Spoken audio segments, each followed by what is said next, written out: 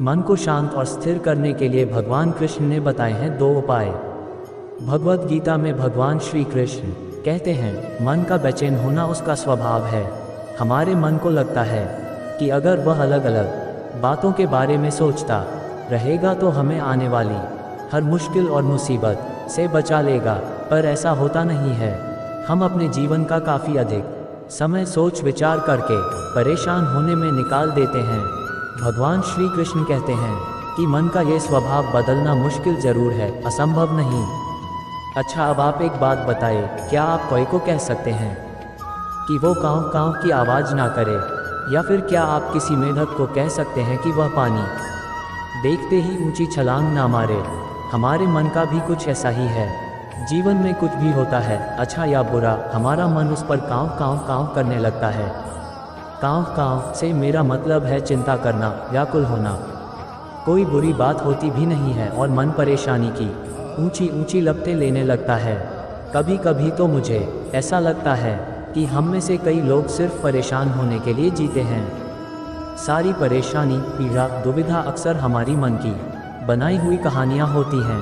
भगवान श्री कृष्ण हमें हमारे मन को शांत और स्थिर करने के लिए 2 उपाय देते हैं। पहला, ध्यान लगाना या मेडिटेट करना।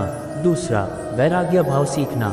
अब ध्यान या मेडिटेशन शब्द सुनते ही आप में से कई लोग कहेंगे कि आप आंख बंद कर सांसें अंदर बाहर नहीं ले सकते। यहाँ हम सब गलती कर बैठते हैं। मेडिटेशन या ध्यान का मतलब सिर्फ आंख बंद कर बैठना नहीं होता। मेडिटेशन का मतलब होता है अपना पूरा ध्यान किसी चीज़ पर लगाना और उसे हटने नहीं देना।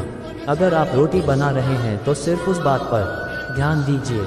अगर आप पिक्चर देख रहे हैं तो अपना पूरा ध्यान पिक्चर पर लगाएं। यह मत सोचिए कि पिक्चर देखकर आप अपना कितना वक्त बर्बाद कर रहे हैं। जब आप जीवन के हर छोटे बड़े काम को पूरे ध्यान से करते हैं तो आपका जीवन ही एक मेडिटेशन बन जाता है।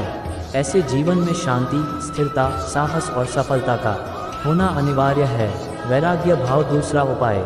वैराग्य का अर्थ यह नहीं कि आप सब कुछ छोड़कर जंगल में जाकर बैठ जाएं।